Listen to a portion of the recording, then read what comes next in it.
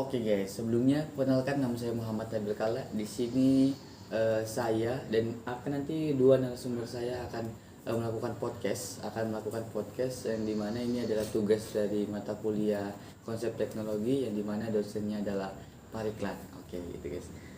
Jadi kita bakal kedatangan dua narasumbernya yang bakal kita ajak bincang bareng yang akan kita bahas adalah materi yang nanti akan kita bahas.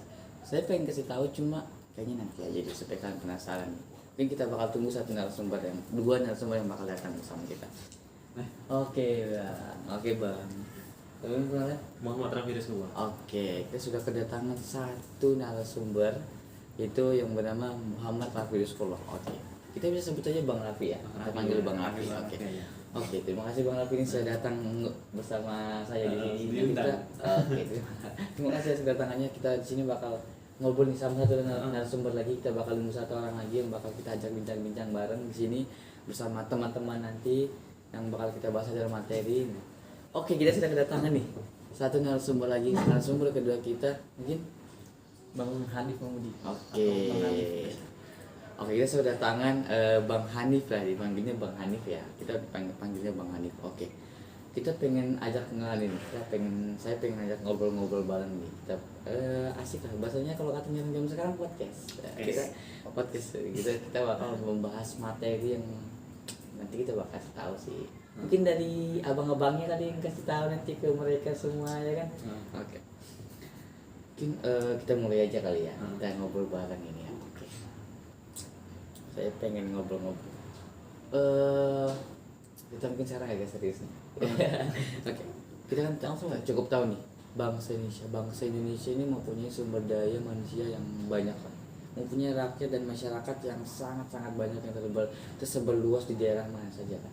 Nah, pasti dari sekian banyak sumber daya manusia pasti mereka juga mempunyai yang namanya kreativitas, inovasi yang mereka ciptakan gitu.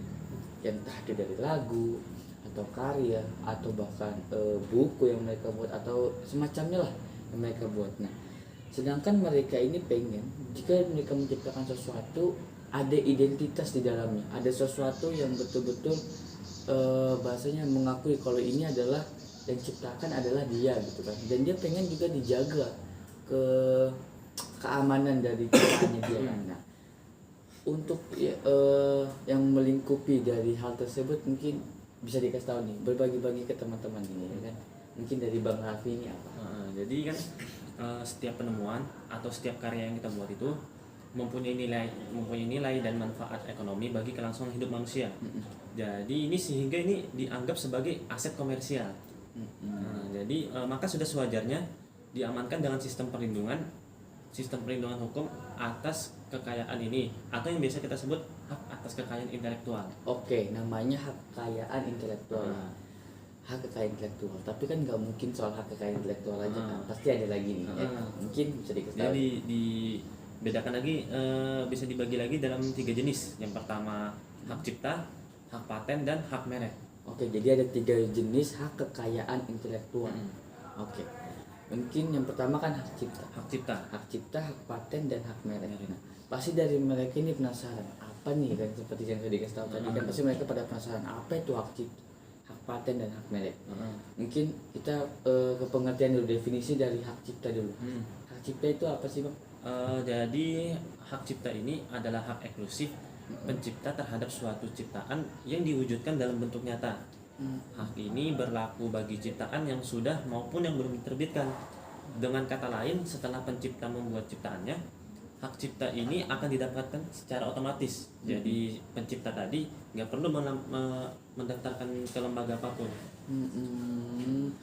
Jadi itu hak cipta itu jika sudah diciptakan itu sudah terdapat hak cipta ya di dalamnya ya, walaupun belum didaftarkan langsung ke lembaga gitu ya.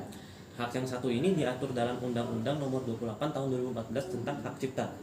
Jadi terdapat 2 jenis hak cipta, itu yang pertama hak moral dan hak ekonomi. Oh, jadi terbagi dua. Hak moral dan hak ekonomi. Mungkin dari hak moral dulu apa dulu? Jadi hak moral ini melekat pada penciptanya dan berlaku secara permanen. Sedangkan hak ekonomi itu dapat dialihkan dan masa berlakunya itu berbeda tergantung ciptaan itu sendiri. Oh, Jadi hak moral itu sesuatu yang betul-betul melekat selama-lamanya ya. Udah melekat di ciptaan tersebut lah selama-lamanya. Sedangkan hak ekonomi itu sesuatu yang melekat sesuai dengan jangka waktu yang ditentukan ya. Tergantung ciptaan Tergantung itu dari sendiri. ciptaannya itu Iya. ya. Oh gitu. Jadi perbedaannya lebih ke arah kalau hak moral ini bisa berlaku selama-lamanya, sedangkan kalau hak ekonomi ini ada masa berlakunya guys. Jadi kayak gitu. Jadi kita sudah berbicara dari definisi dari hak cipta. Sekarang kita mungkin ke definisinya hak paten. Hak paten ya. Jadi hak paten ini adalah hak eksklusif inventor atas hasil invensinya di bidang teknologi. Nah, hal ini juga tertuang dalam Undang-Undang Nomor 13 Tahun 2016 tentang paten. Jadi dengan adanya hak paten ini, temuan penemu tadi sudah resmi diakui. Oh gitu.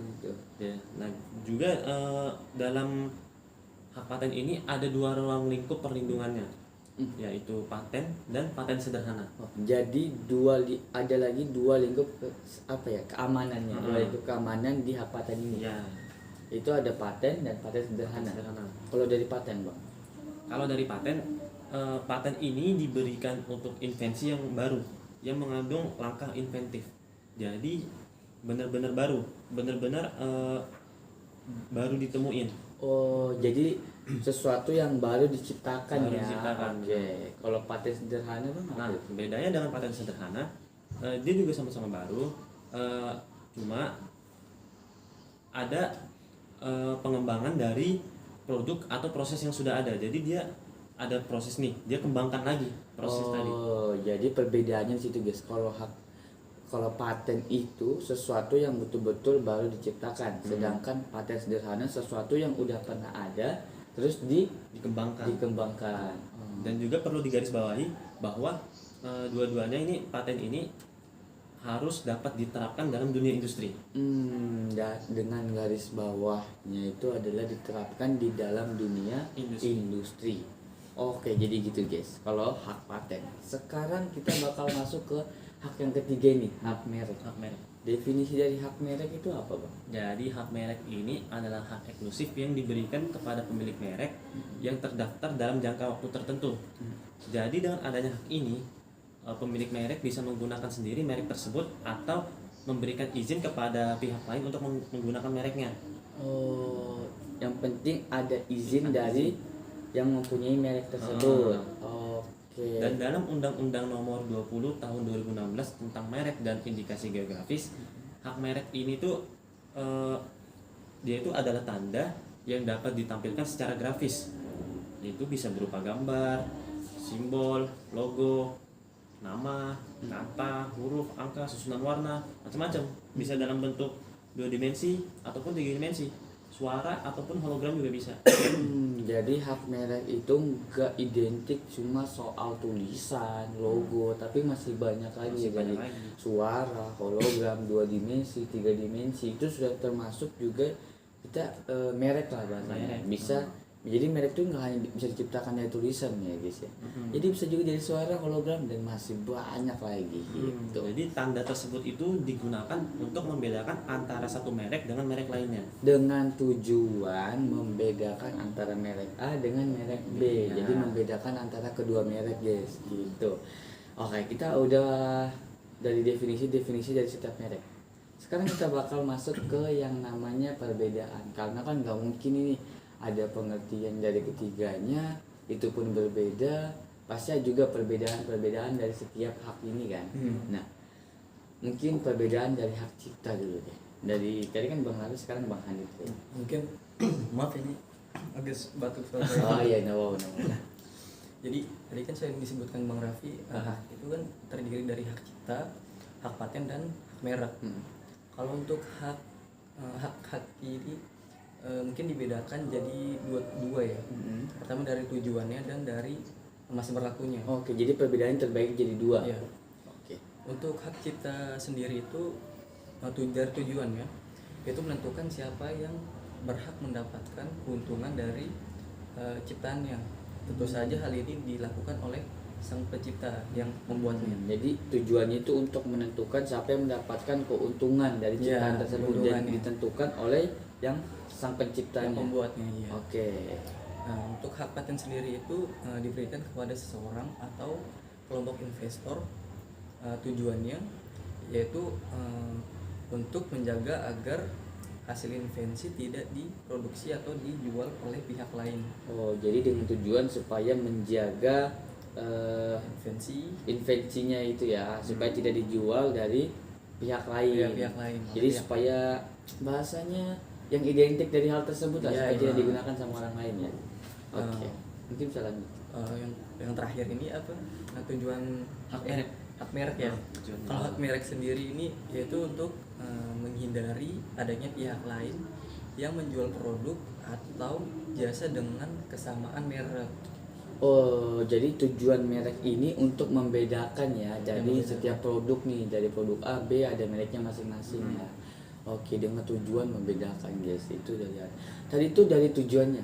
Sekarang kita bakal masuk mungkin ke masa berlaku. Oh, masa berlakunya ya. Iya. Tentunya juga beda pasti kan. Oh iya pasti berbeda. Mungkin apa nih bang? Jadi kalau hak cipta sendiri itu tadi dibagi jadi dua ya, hak ekonomi dan Moral. hak moral dan hak ekonomi.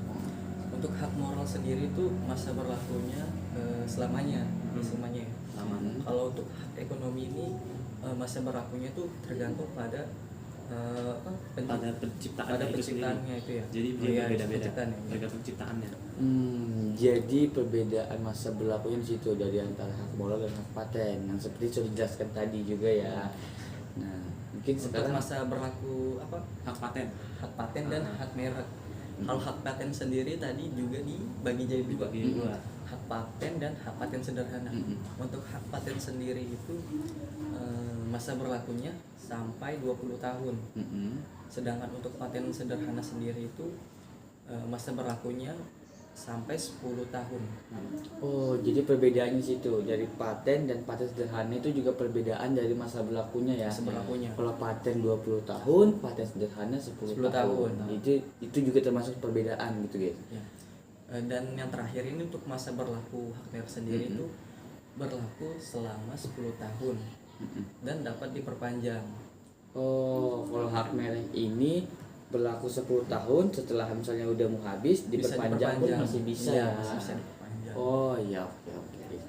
Jadi kayak gitu nih guys, itu perbedaan dari setiap hak, dari tujuan maupun masa berlakunya yang udah dijelaskan tadi. Nah, itu tadi dari perbedaan. Mungkin sekarang kita bakal masuk ke contoh-contoh supaya mereka ini mempunyai referensi lah. Lebih tergambar gitu. Iya, lebih tergambar. Nah gitu. Mungkin contoh-contoh dari setiap hak deh. Mungkin dari hak cipta dulu. Hak cipta Mungkin mungkin saya Bang. ya. Iya boleh. Kalau untuk hak cipta sendiri ini mungkin bisa dicontohkan dari artis nih, artis penyanyi. Jadi artis ini misalnya membuat karya nih, sebuah lagu, itu yang disebut namanya hak cipta. Jadi hak cipta sendiri itu membuat suatu lagu. Oh iya. Misalnya nih ada sebuah YouTuber membuat video, mengupload di YouTube nih. Misalnya dia menggunakan lagu dari artis tersebut. Misalnya nggak ada persetujuan dari artis tersebut, misalnya langsung makin nih lagunya enak, Iya. lagunya enak. Nah itu kan YouTuber sendiri kan dia ada pendapatan tersendirinya. Iya. Itu yang bisa disebut AdSense ya. Iya. Iya.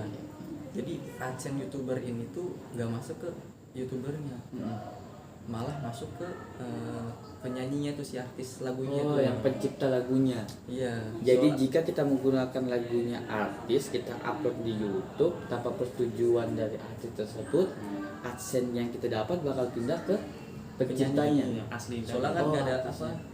persetujuan Nggak ada gitu. persetujuan. Oh nggak ada persetujuan, jadi nggak boleh nih guys kayak copyright punya orang. Ya, Nggak copyright boleh. lah biasa yang disebut. Nggak boleh kayak gitu guys. Nah oke, itu dari contoh-contoh cipta. Mungkin dari hak paten. Mungkin saya langsung dua aja nih ya. Kan jadi terakhirnya ada hak paten dan hak merek. Oke. Mungkin di sini saya akan mengambil contoh dari sabun nih. Misalnya ada sabun Dettol sama sabun Lifebuoy. Kalau dari hak paten sendiri, sabun Dettol dan sabun Lifebuoy itu mempunyai hak paten ya. Jadi dalam sabun Dettol dan sabun Lifebuoy ini dia memiliki unsur-unsur yang tidak boleh dimiliki dari kedua apa Kedua tadi ya produk tersebut. produk ini. Hmm. Jadi ada unsur-unsurnya lah yang membedakan. Jadi hak paten itu jadi misalnya Lifebuoy sama Dettol tadi ya. Jadi unsur-unsur yang terdapat dari Lifebuoy dan yang Dettol itu harus berbeda ya. Ya, Nggak boleh sama nggak boleh ya. sama Karena itu yang identik dari Lifebuoy Ya. ataupun dari yang Dettol tadi. Jadi nggak boleh guys. Dia walaupun sama-sama untuk membersihkan badan kan, Iya, pasti ada perbedaan Ada perbedaan formula ya, lah. iya. Perbedaan formula guys gitu Entah ya. ini si Lifebuoy dia banyakin senyawa apa gitu kan, Atau dari segi harumnya. Dari segi harumnya itu dia Mana memaktenkan beda? itu dia. jadi intinya berbeda lagi formulanya dari setiap produknya itu hak paten. Sekarang ke hak merek tadi. Untuk hak merek sendiri ya itu sendiri tadi apa yang sabun Dettol dan sabun Lifebuoy. Sabun Dettol ini mempunyai mereknya sendiri yaitu ya Dettol itu sendiri. Kalau Lifebuoy ya dari Lifebuoy-nya tuh. Jadi hak jadi- merek tuh dari segi desain, tulisan itu sudah berbeda. Jadi hak mereknya itu dari tulisan Lifebuoy-nya ataupun tulisan Dettol-nya itu yang itulah yang identik dari merek Lifebuoy tersebut maupun dari Dettol tersebut. Intinya mereknya berbeda lah guys gitu. Itu tadi contoh-contohnya nih ya kan. Ya, Jadi contoh-contohnya. contoh-contohnya mereka udah dapat nih gambar-gambarnya soal hak cipta, paten maupun hak merek. Mungkin sekarang kita bakal masuk ke siapa sih yang berhak atas haki, karena mereka pasti bingung nih, ada hak cipta, ada hak paten, ada hak merek, tapi siapa yang berhak atas itu gitu loh. Ya kan pasti mereka bertanya-tanya. Nah mungkin dari Bang Raffi gitu, mungkin dari siapa yang berhak atas hak cipta tersebut. Jadi kan hak cipta itu kan diberikan hak eksklusif ya. Yang dimaksud hak eksklusif ini dalam hal ini adalah bahwa hanya pemegang hak cipta lah yang bebas melaksanakan hak cipta tersebut. Sementara orang atau pihak lain itu dilarang menggunakan atau melaksanakan hak cipta tersebut tanpa persetujuan dari si pemegang hak cipta. Jadi tetap harus izin ya, Harus harus izin sama yang punya guys. Oke, itu dari hak Cipta. cipta. Sekarang kita masuk ke hak paten. Jadi untuk siapa yang berhak dalam hak paten ini, dia itu dipegang oleh seorang inventor yang berposisi sebagai pemilik paten. Selain itu bisa didapatkan juga dari seorang pemilik paten atau pihak lain yang menerima lebih lanjut hak tersebut yang terdaftar dalam daftar umum paten. Wah, jadi kayak gitu guys. Jadi harus apa ya bahasanya? Jadi inventor yang mempunyai hak paten tersebut itu bisa digunakan gitu ya. Dan juga sebuah invensi ini dapat diberikan paten bila memenuhi syarat. Yang pertama itu baru kan, sudah pasti baru. Dalam arti ini tidak boleh sama dengan teknologi atau invensi yang pernah dipublikasikan. Yang kedua mengandung langkah inventif. Dan yang terakhir dapat diterapkan secara dunia industri. Kembali lagi diterapkan di dalam dunia industri. Dan itu tidak boleh ada kesamaan bahasanya formula tadi yang seperti dijelaskan sabun sama itu nggak boleh ada kesamaan antara kedua tersebut. Jadi itu harus ada yang namanya dibedakan dan itu yang berhak atas hak paten tersebut gitu guys. Terus sekarang kita ke hak yang ketiga nih, hak merek. Hak merek. Siapa yang berhak dalam hak merek itu tuh siapa yang pertama kali memakai suatu merek, dialah yang dianggap berhak atas merek yang bersangkutan. Jadi pemakaian yang pertama itulah yang melahirkan atas hak merek tersebut.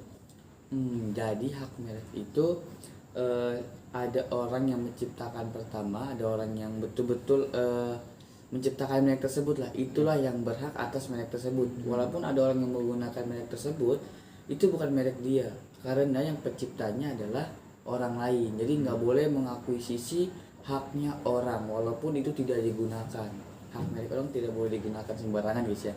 Jadi setiap orang tuh mempunyai yang namanya hak merek gitu. Jadi untuk membedakan setiap merek-merek yang digunakan gitu guys. Itu tadi dari Yang berhak. yang berhak ya, yang berhak. Sekarang kita akan membahas tadi kan dari yang berhak. Sekarang mungkin banyak yang namanya pembajakan atau orang yang melanggar dari hak cipta, hak paten, Dia melanggar ataupun haknya, hak merek. melanggar haki. Sekarang kita masuk ke orang-orang yang melanggar nih. Mungkin bentuk-bentuk pembajakan gitu kan, bentuk-bentuk pembajakan dari Misalnya di Indonesia lah Iya, ya. misalnya kita ngambil di Indonesia aja, mungkin apa deh? Jadi kan pelanggaran hak ini kan sering terjadi kan di Indonesia ini kan. Akan tetapi tidak banyak pemilik itu yang melapor, sehingga hanya beberapa kasus yang ditangani secara hukum. Padahal pelanggaran hak ini banyak loh contohnya. Banyak ya di Indonesia. Contohnya seperti satu, penciplakan karya tulis. Ini kan melanggar hak ini, penciplakan ini. Iya. Atau biasa kita sebut tuh plagiat lah. Plagiat. Jangan pernah mengcopy punya orang, nggak boleh memplagiat karya Termasuk orang. pelanggaran hak Itu sudah termasuk dalam pelanggaran haki. Mungkin yang selanjutnya apa? Itu kan misalnya kita plagiat dalam buku gitu kan. Padahal ada juga misalnya konten di internet kita plagiat juga, itu termasuk pelanggaran itu. kayak video gitu ya. Nah, Jadi kayak gitu. pelanggaran Bisa. Bukan hanya dalam karya tulis, dalam internet pun juga nggak boleh guys ya. Nggak boleh melakukan plagiat, itu namanya plagiarisme biasanya kayak gitu. Itu sudah termasuk dalam pembajakan gitu tentang haki. Oke, selanjutnya apa lagi? yang selanjutnya tuh yang tadi dijelasin oleh Bang Hanif, pembajakan hak cipta lagu. Oh, Oh, iya. lagu ya. Kan nggak boleh kan itu pembajakan. Iya, itu. nggak boleh. Ya. Itu sudah termasuk juga dalam pembajakan tentang hak cipta lagu. Ya. Mungkin ada lagi bang? Yang terakhir nih biasa kita temuin itu pembajakan software. Oh, Software ini paling sering. Paling sering sih ini kan. iya sih. Apalagi di kalangan mahasiswa ini kan. Iya. Mungkin pembajakan software. Kita ini harus pakai software yang asli. Hmm. Ada keuntungan juga di Keuntungan dan kerugian lah ya. Nah, bicara soal keuntungan software nih ya kan. Bicara soal software juga.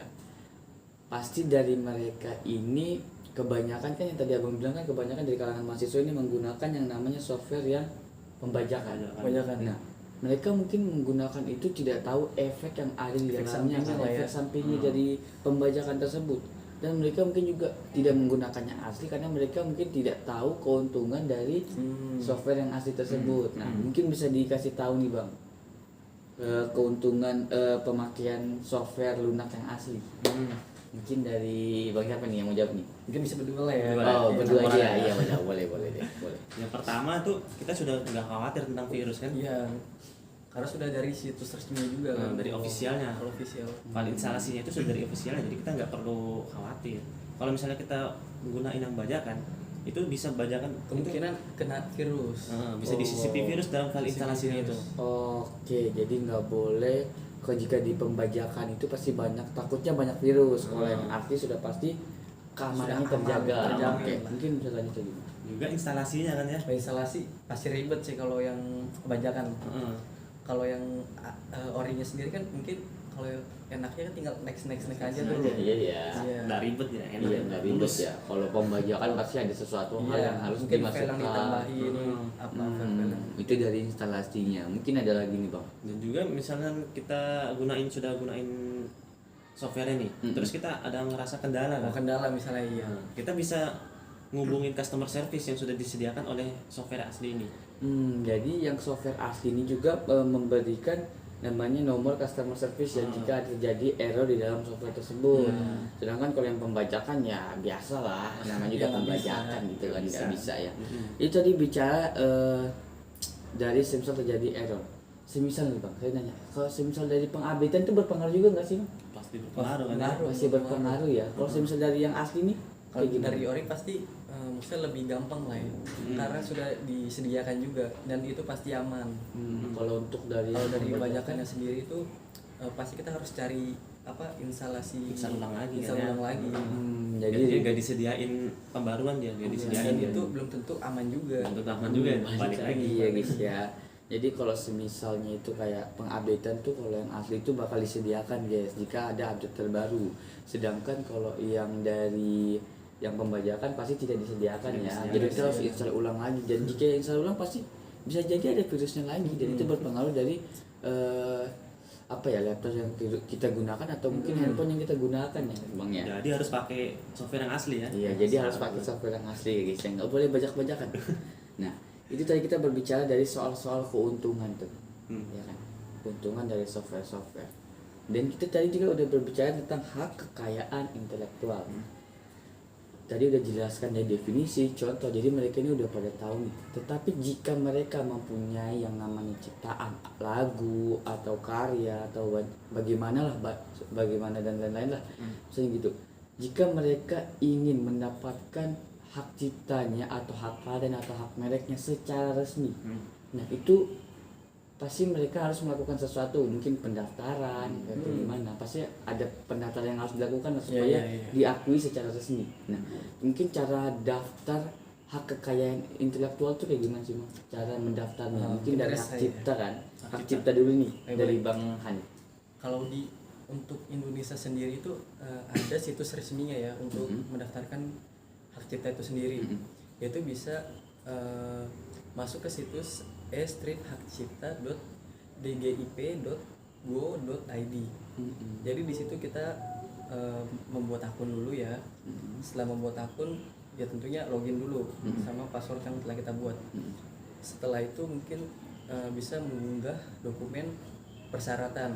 Jadi persyaratan apa yang dibutuhkan kita bisa mengunggah di situ ya. Setelah itu melakukan pembayaran. Jadi untuk hak cipta sendiri ini pasti mungkin ada pajaknya ya. Jadi ada pembayarannya juga. Setelah itu mungkin bisa diterima atau ditolak sesuai ketentuan dari hak cipta tersebut ya. Nah jadi jika kalian ingin mendaftarkan hak cipta kalian, intinya penuhi dulu persyaratan yang sudah ditentukan supaya prosesnya gampang, surat-suratnya ataupun persyaratannya itu lengkap dan mungkin bisa diterima secara cepat gitu jika persyaratannya itu lengkap. Nah itu dari sisi hak cipta.